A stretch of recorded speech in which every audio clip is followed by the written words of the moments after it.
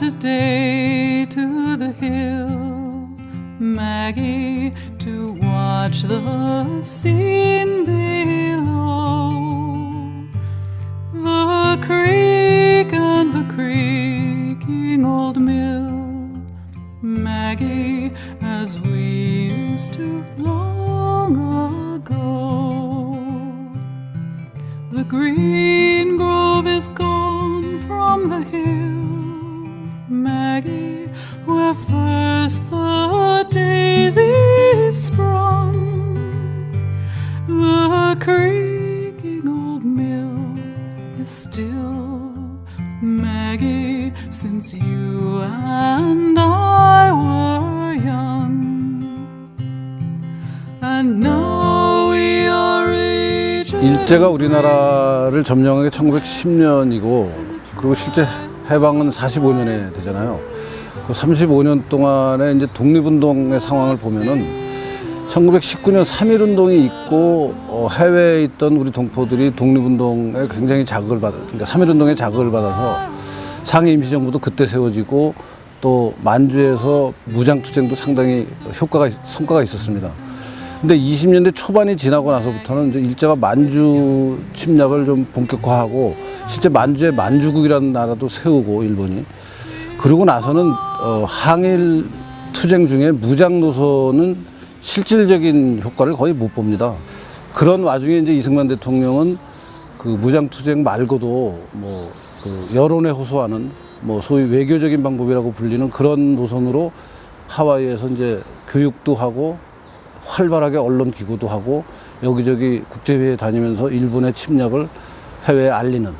이승만 대통령은 그 일제 말기에 우리나라 그 독립운동의 방향을 놓고 다른 그 독립투사들과는 좀 다른 의견을 보였었는데요.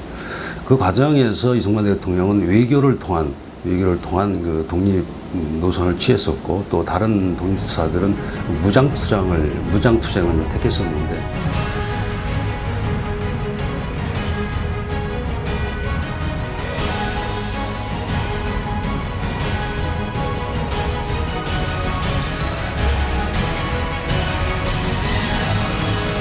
우리가 이제 이승만 대통령을 그 비판하는 그 가장 큰 이유 중에 하나가 뭐냐 하면은 이 제국주의로서 우리를 식민지 지배하는 일본을 타도하는 데 앞장서지 않았다 이겁니다. 즉, 이 일제에 대한 무장투쟁을 하지 않았다라고 하는 점을 사실상은 좀 들고 있는 겁니다. 그 당시 미국과 유럽은 벌써 그 나라 땅에서 무장 독립을 하는 그런 제3의 민족이 와서 망한 국가가 와서 무장 독립하는 건 법으로 금지가 됐던 거예요. 또 하나, 그 독립을 위해서 자금 모으는 것도 법에서 금지가 돼 있어요. 근데 이걸 우리들이 다 모르고 낭만적으로 생각하는 거야. 무장 독립, 뭐 박모가 가서 뭐 소년들 들여다가 그게 안 되는 겁니다. 티벳에서 있는 젊은이들이 우리나라에서 중국에 대항해서 무장 독립한다면 우리나라가 인정해 주겠어요? 그 국제연맹의 그 뭐라고 그럽니까? 신탁 통치라고 합니까? 위임 통치를 청원하는 걸 했습니다. 그러니까 이 상해 임시정부에서 대통령으로 추대되기 전에 바로 이제 그 일을 먼저 추진했습니다. 우리 3.1 운동이 일어나고 또 1차 세계대전이 이제 끝나고 나가지고 국제정세가 식민지 독립에 유리해 가는 것을 판단하고 그리고 그 국제연맹의 규약 속에 식민지 독립을 지원하는 걸로 되어 있습니다. 그런 국제정세에 맞추어서 이승만 박사는 미국에서 국제연맹이 만들어지는 것을 보고 국제연맹에 대해서 이제 독립청원서를 만들고 외교운동을 준비하게 되는 거죠. 그 외교운동을 하기 위해서는 역시 그 1차 세계대전 이후 그 식민지 독립에 있어서 리더십을 발휘하는 나라가 미국이었기 때문에 미국에서 독립운동을 한다는 것은 이상한 것이 아니다. 그 상황에서 과연 무장투쟁을 통한 독립이 가능했겠느냐라는 것을 생각할 때는 이승만 대통령의 독립투쟁 노선이 좀 더 현실적이지 않았는가라는 생각을 하게 됩니다. 이승만 대통령이 귀국 후에 한 발언을 보더라도 그 남북 합작할 때 그때 말씀하실 때 이것저것 다 따지고 하다가 시간 놓치고 하다가는 대한민국의 독립이 또는 대한민국의 정부 수립이 상당히 어렵다.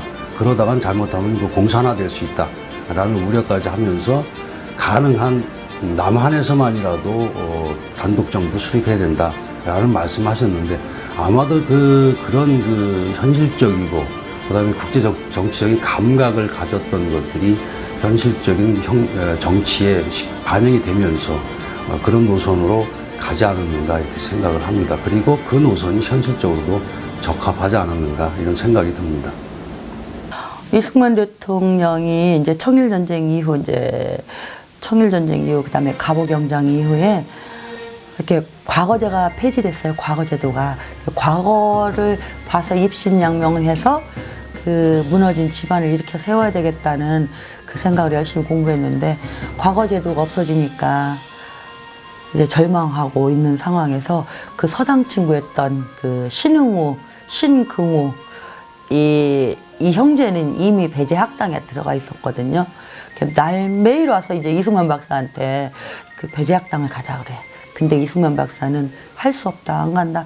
고집 부리다가 어느 날, 거기 뭐 하는데 이제 그냥 한번 가서 보기나 한다고 갔다가 거기에서 이제 영어를 접하게 된 거죠. 서양 선교사들 처음에는 의심의 눈으로 바라봤어요. 왜냐면 그 직전에 하와이가 이제 그 선교사가 온 다음에 미국에 그 병탄이 당했거든요. 그러니까 이 박사는 그럼 이 우리나라도 서양 선교사가 와서 그 다음 순서가 이 하와이처럼 운명이 될 거 아니냐 그랬는데 서양 선교사들을 꾸준히 접촉하다 보니까 그게 아니라는 걸 깨달은 거예요. 서지필 박사가 그 갑오경장 때 역적으로 물려서 그 멸문지화 당했잖아요. 그리고 그 미국으로 망명 갔다가 다시 미국 시민권자가 돼서 배제학당에 나가서 강의를 하게 되는데 그때 이제 처음 접하게 된 거죠. 이제 개인적으로 접한 건 아니고 그 배제학당 학생들 모아놓고 서재필 박사가 자유라는 개념 또 그 평등 이런 이제 정치 사상에 대해서 얘기를 해준 거예요. 그것을 듣고 이승만이 깜짝 놀란 거지. 평생 처음 들어보는 이야기 충격을 받았겠죠. 아마 그 서재필 박사로부터 들었던 그 이야기가 이승만 박사의 그 진로를 좀 완전히 바꿔놓는데 큰 영향을 미치지 않았을까.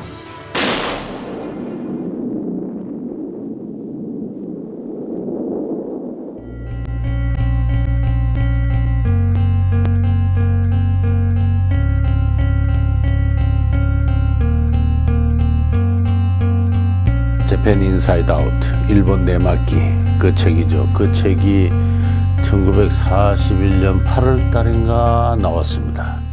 그 책은 일본이라는 나라가 영토 야역에 가득한 나라로서 1931년에 만주 대륙을 장악했지 않습니까? 그때부터 미국하고 이제 충돌하기 시작했는데 얼마 안 있어서 태평양의 제해권을 확보하기 위해서 미국을 공격할 것이다. 일본은 군국주의 국가이고 천황제 국가이다. 그렇기 때문에 미국하고는 맞지 않고 언젠가는 미국하고 충돌하기 때문에 반드시 공격하게 돼 있다. 그리고 그 공격은 굉장히 빨리 올 거다라는 것을 이 경고를 하게 됩니다. 그 예언이 넉 달 뒤에 1941년 12월 며칠인가 일본이 진주만을 폭격을 했지 않습니까? 그게 현실화됐어요. 미국인들이요, 일본의 정체를 똑바로 알았어요. 그리고 일본의 정체를 똑바로 알아가지고 일본의 영토 야역을 분쇄를 할 때 조선의 독립 기회가 찾아온다. 그런 신념하에서 그 책을 쓰셨는데 그때 우리 민족이 독립할 수 있는 기다리던 기회가 찾아왔어요. 그러니까 이제 그 당시에 그 세계 질서를 깨뜨리려는 세력, 그거는 이제 파시스트 국가들입니다. 파시스트 파시즘에 말하면 이념을 신봉하는 국가들이고 그거에 맞선 거는 두 가지입니다. 극단적인 건데 자유주의 국가들하고 미국이나 영국, 프랑스 같은 자유주의 국가들하고 그다음에 또 기이하게도 소련이라는 공산주의 국가. 여기에 모순이 있는 거예요. 그래서 이승만 대통령은 박사께서는 전쟁이 끝나면은 한반도가 소련의 점령하에 들어갈 가능성이 크다. 그거를 미리 예측을 했던 것이죠. 그래서 한편으로는 독립운동을 하면서 한반도가 소련에 점령될 위험성을 끊임없이 미국의 지성계, 정치계, 종교계에 호소하면서 다니면서 한반도가 공산화되는 것은 미국의 이익에 결코 도움이 되지 않는다. 그런 주장을 하셨던 것이에요. 그 주장의 효과 때문에 전쟁이 끝났을 때 남한의 한반도의 반이라도 미국이 건질 수 있었다. 이승만 대통령의 이 사상 체계를 보면은 이 독립정신이란 책을 통해서 개인의 자유, 통상의 자유가 얼마나 중요하느냐 하는 것을 확실하게 논리적으로 체계화를 했습니다. 그게 1905년 무렵이에요. 그때 모든 세계가 공산주의 쪽으로 기울고 있을 때예요. 특히 지식인 사회에서. 그러나 이승만 대통령은 공산주의는 안 된다. 특히 독립을 쟁취하기 위해서 투쟁하는 이 시기에 공산주의는 안 된다 하는 것을 논리적으로 비판을 합니다. 공산주의를 제대로 비판한 최초의 한국인이에요. 어떻게 그렇게 공산주의를 정확하게 볼 수 있었느냐 하면은 그 전에 개인의 자유의 소중함을 미리 알았고 논리화하고 했기 때문에 공산주의에 안 넘어가고 공산주의 약점을 본 거예요. 공산주의와 공동정부를 만드는 좌우 합작 노선은 안 된다. 이런 사상 체계가 바로 독립정신에서 출발해가지고 그것이 공산주의 비판으로 가고 그 다음에 그게 건국 정신으로 되면서 반공 자유민주주의 시장경제 국가를 만드는 이런 거대한 논리 체계의 출발이 독립정신입니다.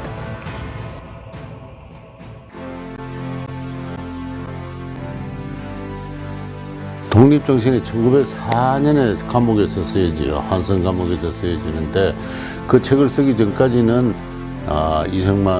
청년 이승만은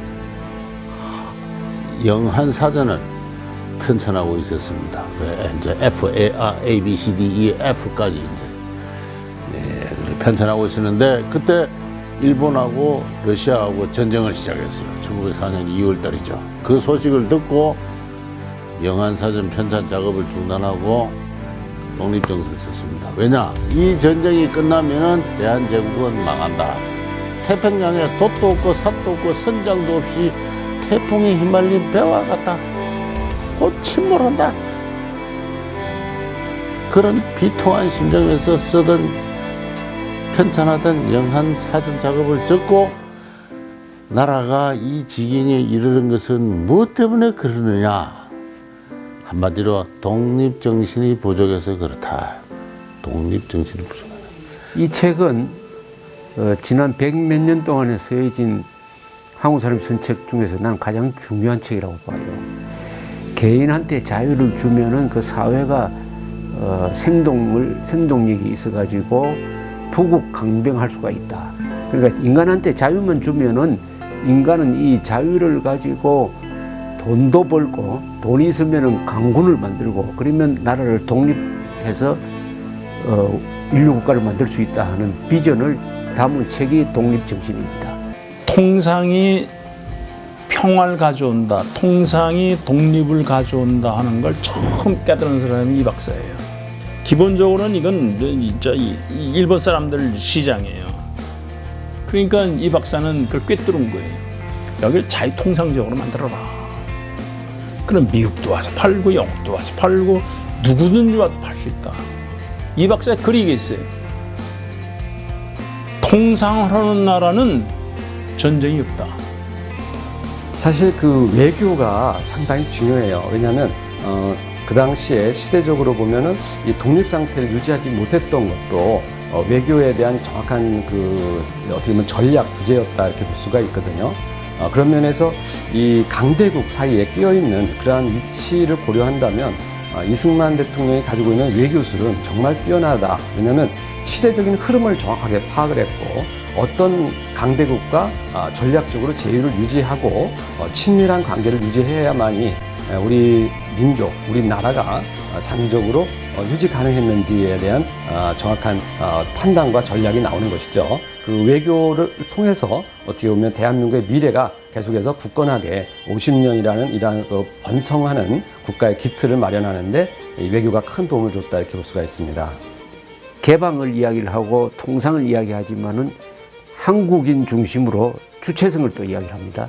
그러니까 자유와 자주가 이 상반되는 개념인 것 같지만은 이승만 대통령에 의해서 거의 하나가 됐어요.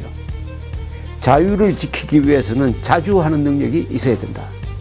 또 자주만 하면은 폐쇄적으로 가는데 이승만 대통령은 자주를 하더라도 열린 자주라 해야 된다. 열린 이웃 국가와 더불어 같이 살면서 자주를 해야 된다 하는 이런 개념입니다.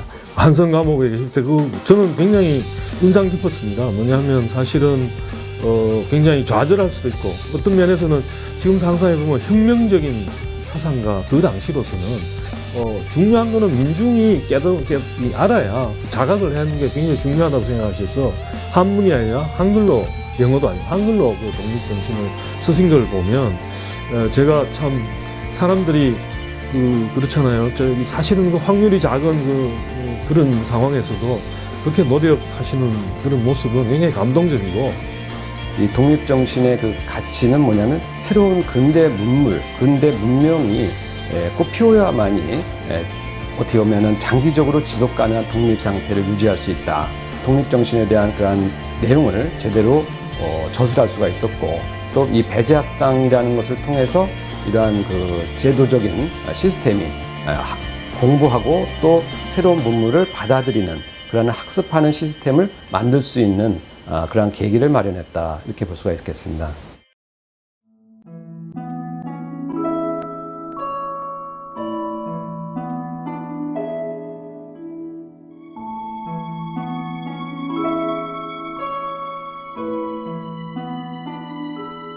사실 그 노선에 따라서 우리나라가 계속해서 수출, 그다음에 해외 무역 이런 걸로 돈을 많이 벌어서 지금은 FTA를 전 세계에서 가장 많이 한 나라가 됐고 실제 국력도 세계 10위에서 한 15위 사이에 국가가 된 게 결국 보면은 이승만 대통령의 독립정신을 에서 제시했던 여러 가지 노선을 우리나라가 실제 그대로 다 따랐다고 얘기해도 과언이 아닙니다. 젊었을 때부터 자기가 파악했던 어떤 자유주의, 그다음에 시장경제, 민주주의, 그다음에 해외 교역 이런 것들을 통해 가지고 우리나라를 부강하게 만들 수 있고 대한민국을 자유스러운 나라로 만들 수 있다라는 것을 본인 스스로 깨닫고 그것을 대통령이 돼 가지고 끊임없이 그리고 지속적으로 추진했다 하는 것에 우리 이런 건국 대통령을 가질 수 있었던 것은 참 행운이 아니었나. 이승만 대통령은 대한민국의 근대화, 어떻게 보면 대한민국의 지금 현재 발전된 모습을 터전을 마련한 사람인데요. 그것은 아마도 이 독립정신을 통해서 대한민국이 나아갈 길을 밝혔다. 특히 자유라는 그 사상의 흐름, 어떻게 보면 전 세계가 자유가 진전되면서 발전해 왔는데요. 그러한 자유의 가치를 가장 정확하게 이해한 사람이 이승만 대통령이었다고 생각이 됩니다. 이제 다시 이 본질적인 문제로 접어들어야 됩니다. 우리의 정체성 다시 한번 인식하기 위해서 정체성의 출발점인 이승만 건국 대통령에 대해서 그분의 사상, 그분의 활동, 그리고 그분이 추구한 이생이 무엇이었는가 하는 그런 부분에 대해서 우리들이 공부하고 때로는 행동하고 그리고 전파해야 될 그럴 시기입니다.